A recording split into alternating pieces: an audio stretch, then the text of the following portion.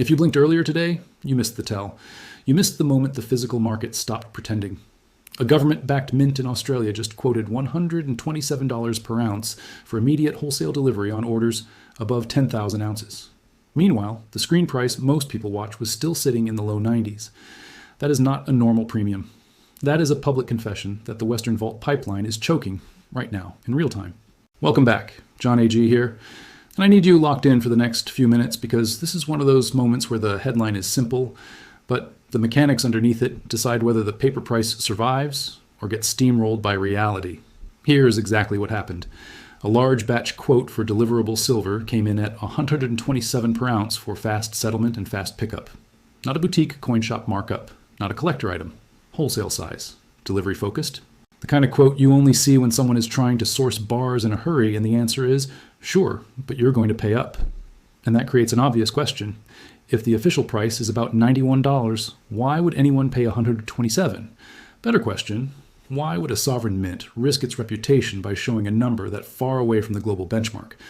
That's the curiosity you should be feeling, because the answer tells you where we are in the metal cycle. In this video, I'm going to do 4 things. First, I'm going to translate that $127 quote into plain English so you understand what it does and does not mean. Second, I'm going to walk you through the arbitrage loop that this opens up and why it forces stress onto paper exchanges in a way chart patterns never can. Third, I'm going to run the gold-silver ratio math under a physical reset scenario because the ratio is the truth serum in moments like this. And finally, I'm going to lay out a simple, practical positioning framework for regular investors so you can think clearly even if volatility gets stupid. And right before we dive in, quick housekeeping. If you want more stories about people who used silver and other hard assets as a springboard, real wins, real lessons, there's a link in the description to a separate channel that focuses only on silver success stories. Give it a look and subscribe over there too. Also, if you want more updates like this before the crowd hears about them, subscribe to this channel right now. No long pitch. Just hit subscribe so you don't get the story after the move. Now, let's start with the data point that matters. A $120 quote for immediate wholesale delivery on 10,000 ounce size. A quote like that is not spot. It's not a futures contract. It's not an ETF share. It's a price someone is willing to accept to hand over physical metal quickly at scale. That's the physical market speaking in its native language, availability. And availability is the thing paper markets can't fabricate. Paper markets can create infinite promises. They can create contracts, swaps, forwards, options, and structured notes until your head spins. But none of those instruments manufactures a bar. At the end of the chain, someone has to deliver a specific amount of metal that exists. So when a legitimate wholesale conduit says the all-in number is $127 for immediate delivery, it's telling you there is friction in the system. It's telling you that sourcing metal at the screen price is either impossible or slow enough that buyers will pay to avoid the wait. Now, before anyone panics, we have to be precise. A single quote does not automatically mean every ounce on Earth is now worth $127. It does not mean every retailer is suddenly supposed to sell at $127. And it does not mean the screen price is going to snap there in the next 10 minutes. What it does mean is something more important. The spread between paper and deliverable physical has widened to a level that creates a risk-free incentive for well-capitalized players to drain available inventory. That's the key. Incentives. Here's the simplest way to think about it. Imagine 2 stores selling the same product. Store A is offering it for $91. Store B is paying $127 for it, as long as you can deliver quickly and in bulk. If you can buy from Store A and sell to Store B, you don't need an opinion on where the market should go. You just need logistics. That's arbitrage. And arbitrage is not a theory. It's not a chart. It's a machine. It runs as long as the gap exists. Let's do the math in the most conservative way. The gap is roughly $36 per ounce. If you move 10,000 ounces, that's $360,000 of gross spread. Now subtract shipping, insurance, handling, financing costs, and the headaches that come with moving heavy metal across borders. Even if your total cost is, say, $6 per ounce, you are still staring at $30 per ounce of potential profit. On 10,000 ounces, that's $300,000. And that's why these gaps don't stay open in healthy markets. They close because the money closes them. So when you see a $36 gap persist in a major connected jurisdiction, the story is not, wow, premiums. The story is, why isn't arbitrage closing it? There are only a few possible answers. One answer is that you can't actually buy 10,000 ounces at $91 and take delivery in a timeline that makes the trade work. The metal is not available at the advertised price in the form you need. Another answer is that you can buy, but the delivery mechanism is slow, restricted, or uncertain, and the people who need metal now are willing to pay up to avoid the risk. Another answer is that someone is already doing the trade, and the pipeline is so constrained that even aggressive arbitrage can't close the gap quickly. All three answers point in the same direction. Deliverable supply is tight. Now, why does the location matter?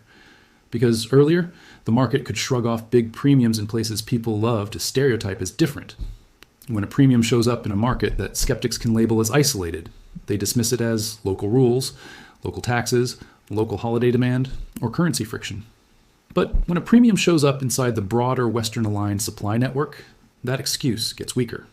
You're watching the premium move from maybe that's local to, okay, that's in the club. And that shift changes the psychology of the entire market. Because the paper price works only as long as most participants accept it as the reference. When serious wholesalers openly transact far away from it, the reference starts to look like a cartoon. It starts to look like a number that exists for accounting, not for delivery. Now, let's connect this to the exchange mechanism everyone thinks controls silver. Paper exchanges work on leverage. The whole system assumes most contracts will be cash settled or rolled, not delivered. That's not an insult. It's the design. It's a credit system. As long as most participants treat silver as a financial instrument, the system hums. But the moment too many participants decide they want the metal, not the paper, the system gets tested. A large arbitrage gap is one of the fastest ways to flip behavior because it changes the incentive from trade a contract to demand the bar. If you can make $30 per ounce by actually taking delivery and moving metal, you stop playing the paper game. You use paper as a tool to extract physical. That's when registered inventories start bleeding. And once inventories bleed, the paper market has only a few levers. Lever 1 is price. Let the screen price rise so the gap compresses. Lever 2 is friction. Raise margin requirements, change rules, increase fees, and try to discourage delivery requests. Lever 3 is substitution. Encourage cash settlement, offer incentives to settle in dollars instead of metal. Lever 4 is narrative. Pretend it's not happening or label it an anomaly so the crowd stays asleep. The problem is that only lever 1 actually solves the gap. Everything else is delay. Now, let's bring the gold-silver ratio into this because the ratio doesn't care about spin. The ratio is simply gold price divided by silver price. If gold is around $4,700 and paper silver is around $91, the ratio is about 51. That's the paper ratio. But if deliverable silver is effectively pricing at $127 for immediate access and size, then the physical ratio is closer to 37. Think about that. Two different ratios at the same time. One is what the screen tells you. One is what the physical market is whispering. If the physical ratio is really in the high 30s, you are no longer in a normal environment. You are in a compression event. And ratio compression events are the ones that turn silver is volatile into silver is violent. Historically, when silver begins to outperform gold in a sustained way, it signals the hotter phase of the cycle. Not because silver is magically better than gold, but because silver's market is smaller and more sensitive to marginal demand. If a wave of money decides to chase silver, it doesn't take much to move it. And if, at the same time, industrial users feel supply risk and start front-loading purchases, you get a feedback loop. That's why this matters. Because the $127 quote is not just a price. It is a stress signal. Now, let's talk about the most common objection, and I want you to hear it in your own head because it will be used to calm you. The objection goes like this. That's a wholesale quote for fast delivery. It's just a premium because one supplier is low. It doesn't mean the global price is $127. There is some truth in that. Any single supplier can have constraints, but the mistake is assuming this is just one supplier being quirky. A wholesale price for immediate delivery is not like a retail markup. Wholesale markets are usually the place where premiums are tight because volume buyers negotiate. When wholesale premiums explode, it's not a marketing tactic, it's a sourcing problem. And if it was simply one supplier being out, arbitrage would route around it. Buyers would go elsewhere. Premiums would normalize, unless elsewhere is also constrained. So the question becomes, is the global system flush with metal, or is it quietly tight? If it's flush, these premiums are brief. If it's tight, these premiums are persistent. And if it's extremely tight, these premiums widen. That's the continuum. Now, there's another objection that sounds smarter. It says, if silver gets that expensive, demand will collapse because industry will substitute. Substitution is real, but timing is everything.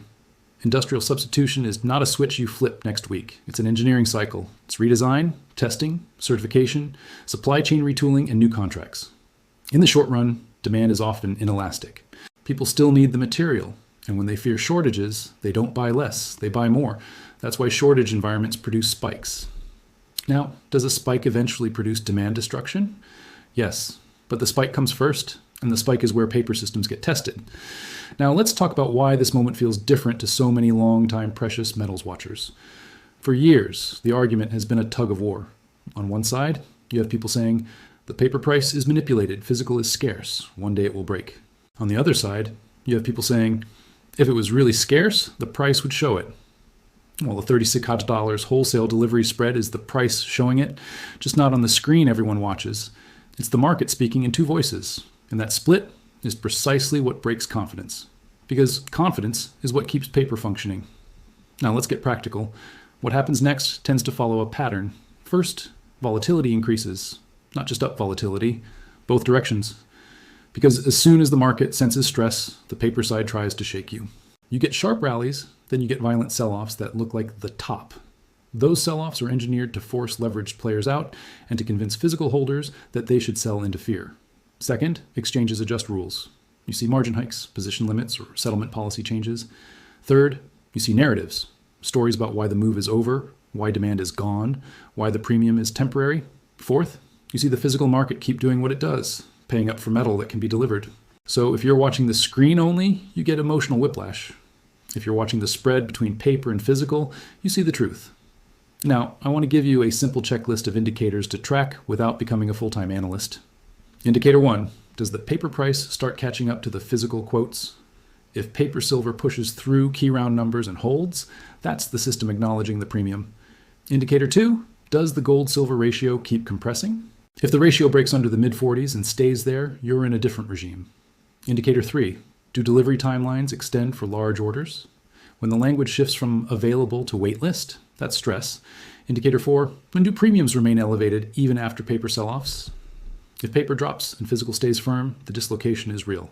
Now, let's talk about positioning, because everyone wants the same thing, upside exposure without getting wrecked. There are three main categories of people watching this. Category 1, the long-term holder. You own metal because you don't trust the currency system. For you, volatility is noise. Your job is storage, security, and patience. Category 2, the tactical investor. You want to profit from the move, but you also want to sleep at night. For you, position sizing and an exit plan matter. Category 3, the late observer. You don't own silver yet, but you're watching and wondering if you missed it. Let's take them one by one. Long-term holders.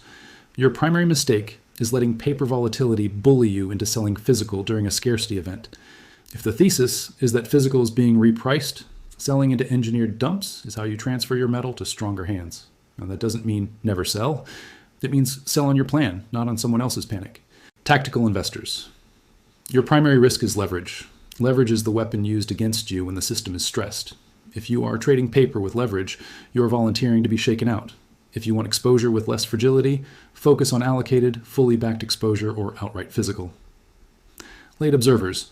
Your primary risk is fear of missing out. If you chase a parabolic candle, you become exit liquidity. Instead, look for pullbacks caused by margin hikes or liquidation events. Those are the windows. Now, I want to address the uncomfortable topic everyone dances around. What if the exchange changes the rules to protect itself? This is not a conspiracy theory, it's history. When an exchange faces systemic stress, it will prioritize survival. It can mean forcing cash settlement, it can mean changing delivery terms, it can mean temporary measures that become permanent. If your exposure is purely paper, you are exposed to rule risk. Physical holders are not immune to volatility, but they are insulated from rule changes that rewrite the meaning of a contract. This is the core distinction. Now, the biggest mistake I see people make in these moments is binary thinking. They think they must either go all in and become a zealot or do nothing and stay safe. That is not how professionals think. Professionals think in layers. You can own a core physical position that you don't touch. You can own a smaller tactical position that you trade. You can keep cash ready for dips. You can diversify across metals, miners, and real assets.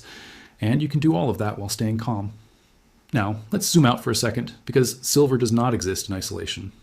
Silver's big moves usually occur when the broader monetary environment is supportive. That typically means currency weakness, negative real rates, and confidence issues. You don't need a PhD to see the ingredients. Governments everywhere run deficits. Debt loads are heavy, interest rates are politically constrained, and when growth weakens, the temptation is always the same: more liquidity. In that environment, hard assets don't need permission to rise. They rise because the measuring stick is being bent. That's why gold matters. Gold is the anchor. If gold is stable or rising, it provides the psychological cover for silver to run. If gold breaks down hard, silver's volatility becomes downside volatility. So watch gold not because it's more exciting, but because it is the foundation. Now, let's build the story in a way that keeps you from getting trapped by headlines. The screen price is one layer. The deliverable price is another layer. The spread between them is the stress. When the spread expands, the system is under pressure. When the spread contracts because paper rises, the market is repricing. When the spread contracts because physical collapses, the stress was temporary. Your job is to track which one is happening. And that brings us to the cliffhanger question.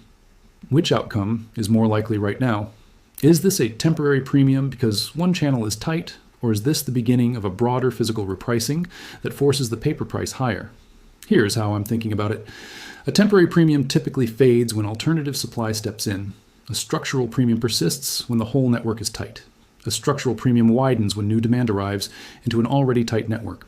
The fact that the premium is showing up in a major wholesale quote at scale and in a jurisdiction integrated with the broader system leans it towards structural. But we also have to respect that markets will try to shake you. So I expect turbulence, I expect headlines, I expect sudden paper dumps, I expect policy adjustments, and I expect physical buyers to keep paying for certainty. Now, let's talk about targets, because people love targets, and targets can also make you stupid. If you anchor on a number, you stop thinking. So instead of one number, I prefer zones and triggers. Trigger 1. If paper silver closes and holds above the mid-90s, the catch-up phase is underway. Trigger 2. If the gold-silver ratio breaks under 45 and holds, silver is likely in a new outperformance regime. Trigger 3. If wholesale physical quotes stay above $120 while paper fails to catch up, the strain intensifies. Trigger 4. If delivery timelines stretch beyond normal windows for large orders, you are in DEFCON territory. Under that set of conditions, a move into the 120s and beyond becomes less wild and more forced, because the price is being pulled by arbitrage, not pushed by hype.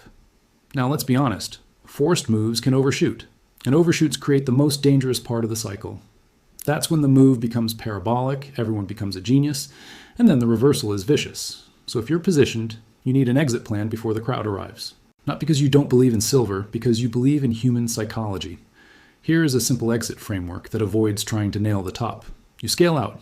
You decide in advance that at certain price zones, you will sell a small portion. Maybe you sell a slice when paper catches up into triple digits. Maybe you sell another slice when the ratio compresses into the low 40s. Maybe you keep a core forever. The point is, you don't write everything up and then write everything down. That's how people turn a once-in-a-decade opportunity into regret. Now, I want to pause and ask you 2 questions, and I want you to answer them in the comments because your on-the-ground info matters. First question, what are you seeing locally right now? Are dealers quoting higher than the screen price and are delivery times stretching? Second question, if silver prints triple digits on the screen, do you think the crowd you know will chase it, or will they dismiss it as too late? Your answers help everyone watching understand whether this is still a quiet move or the start of mainstream attention. Now, let's circle back to the $127 quote and talk about why it matters for the broader financial system. Silver is not only a metal, it is also a signal. Because silver sits at the intersection of money and industry. Gold is mainly monetary, copper is mainly industrial. Silver is both. When silver is tight, it means industry is competing with investment demand for the same barrels of supply. The competition creates price spikes, and price spikes expose the difference between a paper promise and a physical constraint. If the market was purely financial, it could be papered over. But because industry needs actual atoms, the paper game runs into a wall. That's why moments like this don't stay contained. They bleed into credibility. And when credibility cracks, you start to see broader behavior shifts. People begin to question other benchmarks. They begin to question settlement terms. They begin to demand allocated instead of unallocated. They begin to ask, do I really own what my statement says I own? That is not a small question. That is the question that can change flows across commodities, across currencies, across markets. Now, to keep this grounded, I want to give you a thought experiment. If you were a large industrial buyer and you needed guaranteed silver for production, would you rather lock in at $127 with certainty or save money at $91 with uncertainty? Most industrial buyers choose certainty because a factory line that stops costs far more than a premium. So when you see wholesale pay-up behavior, it's often not speculative, it's operational, and operational demand is stubborn. It doesn't care about technical indicators, it cares about delivery. Now, there's another angle that matters: trust. A paper price is a social agreement. It works because participants agree to use it. But the moment participants can't get delivery at that price, the agreement weakens. The market becomes fragmented. You get multiple prices. And multiple prices are the early symptom of a broken benchmark. If you've ever lived through shortages of anything in the real world, you've seen this. There's the official price. Then there's the available today price. Most people learn the difference when it's too late. Now, I'm going to say something that might sound extreme, but it's the honest read. If this kind of wholesale gap persists, the benchmark is at risk of being irrelevant to physical trade. It doesn't mean the paper exchange disappears overnight. It means physical trade begins to reference different mechanisms: direct contracts, premium-based pricing, alternate exchanges. And that shift can happen faster than most people expect. Because once you lose trust, you don't get it back with a press release. Now, I can already hear someone saying, "Okay, John, but how do we know this isn't just a temporary disruption?" Great. Let's define what would prove it's temporary. If physical wholesale quotes fall rapidly back toward the screen price, and if delivery timelines normalize, then the gap was a blip. If, at the same time, paper inventory reports show stability, then stress was limited. That would be the false alarm scenario. And if that happens, fine. You adjust. But if the opposite happens, if paper gets slammed and physical refuses to budge, then you are watching a decoupling. And decouplings tend to end with repricing. Now, I want to talk about one more trap: moral certainty. When people finally see proof that the system is stressed, they become emotionally attached to being right. They stop managing risk. They stop planning exits. They start preaching. That's how you blow a good setup. So stay sharp. Be evidence-driven. Track the spread. Track the ratio. Track delivery. And treat every parabolic move as a gift, not as a guarantee. Now, before we wrap, here is the practical if-then playbook I'm using. If the paper price chops violently and headlines scream, but physical quotes remain elevated, I do not panic sell. If paper catches up and the spread compresses because paper rises, I begin scaling out of tactical positions into strength. If the ratio compresses into the low 40s or high 30s, I consider rotating some gains into gold or cash, because extremes mean volatility. If the spread collapses because physical premiums crash, I reassess the whole thesis, and I do it quickly. That's the framework. Not emotional, conditional, simple. Now, one last thing. The most dangerous sentence in markets is, "This time is different." Sometimes it is, but the way you survive is not by assuming it is. You survive by building a plan that works in both worlds: a world where the spread closes and we go back to normal, and a world where the spread persists and the benchmark gets dragged higher. That's the game. So let me leave you with the core message. A $127 immediate delivery wholesale quote is not noise. It is a signal that physical availability is pricing above paper. If that persists, it pulls metal out of the paper system. If metal leaves faster than it can be replaced, rules change. If rules change, trust erodes. And when trust erodes, the only thing that matters is what can be delivered. That is why you're seeing a gap. That is why this story matters. And that is why you should be watching the spread, not just the screen. If you want real-time updates as this develops, subscribe. If you're already subscribed, thank you for being early. And again, don't forget the link in the description to that separate channel focused on silver success stories. If you want motivation and case studies, it's there. Drop your local premium and delivery observations in the comments, and tell me whether you think the paper price catches up this week or the system tries to buy time. Stay sharp, stay patient, and I'll see you in the next update. Before we wrap this up, I want to address the two most common objections I see every time the physical market does something the paper market can't explain. Objection number one is that quote is for big buyers, so it doesn't matter. That is exactly backwards. Wholesale quotes matter more than retail markups because they reflect the true cost of sourcing metal at scale.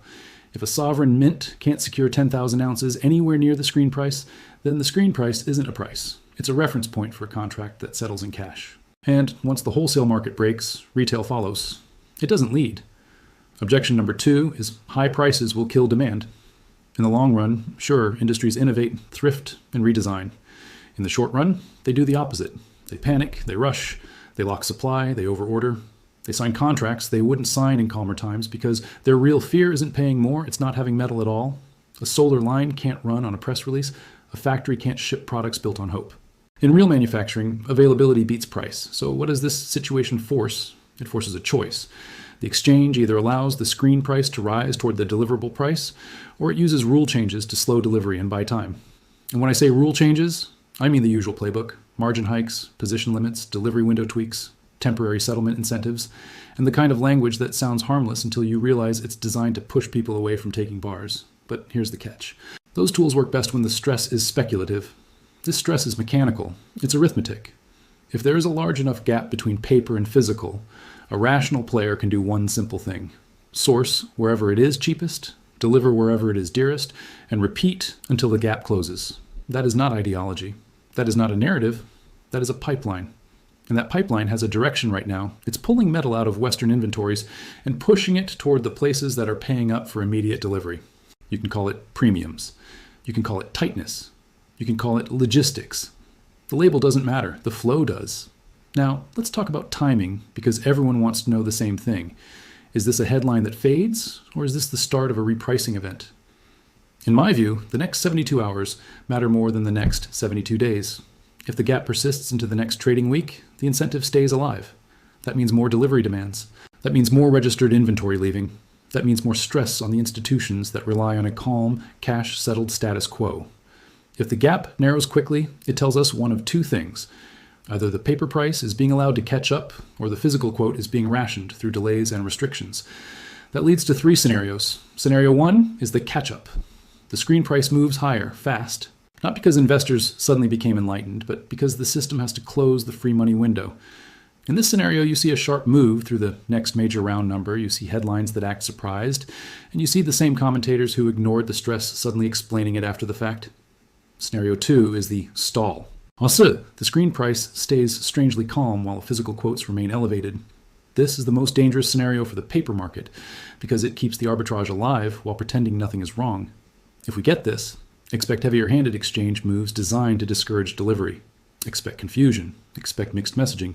Expect people arguing online about whether it's real. Scenario 3 is the snap.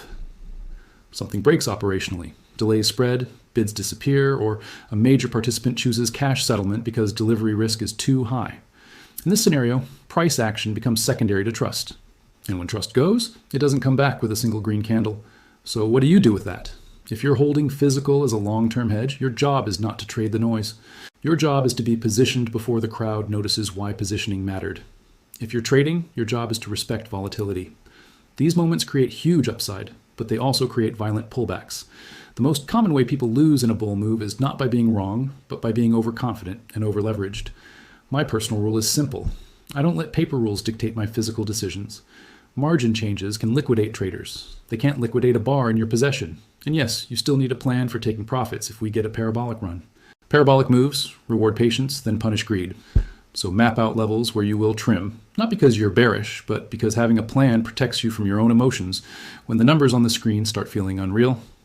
One more thing before we close, and I want you to actually do this. Look at the gap in your own area. Call a couple of dealers, ask for the cost of immediate delivery on meaningful size, then ask how long it takes. Price and time together, tell the truth. And here's a question for the comments that will help everyone watching. What are you seeing where you live right now? Real premiums and real lead times. Drop it below. Second question, if the screen price and the deliverable price stay split for another week, do you think the system raises the screen price or changes the rules? I want your best guess. Here's the cliffhanger I'm leaving you with. The next 48 hours will tell us whether this was a one-off quote or the start of a new benchmark. Watch for any sudden change in available for immediate delivery language. Watch for rationing, and watch for the kind of vague, polished statements that usually appear right before a system tightens access. If you hear words like allocation, queue, temporary suspension, or cash alternative, that's your signal that the pipeline is stressed. And if, instead, the quote holds firm or creeps higher, then the paper market is the only thing that hasn't caught up yet, and that catch-up can be violent. Either way, don't assume tomorrow looks like yesterday, because the first crack spreads across everything. Also, quick creative detour. If you want silver-related success stories, there's a link in the description to another channel that focuses on how everyday people built wealth with smart moves and patience. Subscribe there too, because those stories are the antidote to panic. Now, if you want updates when the market is moving, don't wait. Subscribe to this channel and turn on notifications. Short, simple, effective. Subscribe so you don't get the news late. We're going to keep watching the physical quotes, the delivery signals, and the inventory pressure points. Because the screen can lie for a while, but it can't lie forever when the metal has to show up. Stay sharp, stay calm, and I'll see you in the next one.